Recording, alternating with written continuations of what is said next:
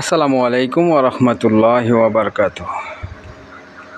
দেখতে পাচ্ছেন অনেক সুন্দর একটা কবরস্থান। কবরস্থানটা আমার একদিক দিয়ে ভালো পছন্দ হলো যে কবরস্থানের ভিতর দিয়ে বিভিন্ন ধরনের ফুল গাছ, বিভিন্ন জাতের ফুল গাছ বুনে কবরস্থানটা সাজিয়েছে, তো খুবই চমৎকার লাগতেছে। এজন্য এটা হচ্ছে মির্জাপুর উপজেলায়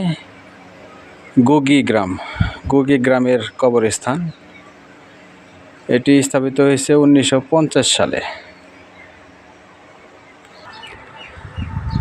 দেখেন কত সুন্দর করে যত্ন করে রেখেছেন কবরস্থান। আসলেই একটা বেহেশতের বাগান।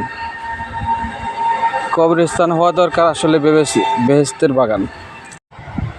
আসসালামু আলাইকুম ইয়া হালাল কবর। দেখেন কনক চাপা ফুল কত সুন্দর, মাশাআল্লাহ।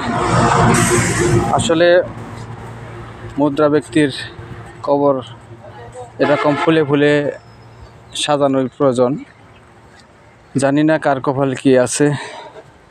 সকল মুদ্রা ব্যক্তির আত্মার মাগফিরাত কামনা করছি।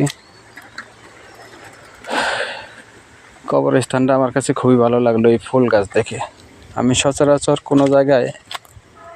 কোনো জায়গায় কবরস্থানে ফুল গাছ দেখি নাই। তো আল্লাহ তাআলা এই কবরবাসীদের জীবনের সমস্ত গুনাহ খাতা মাফ করুক এবং তাদেরকে এই ফুলের বাগানের মতোই বেহেশতে নসিব করুক।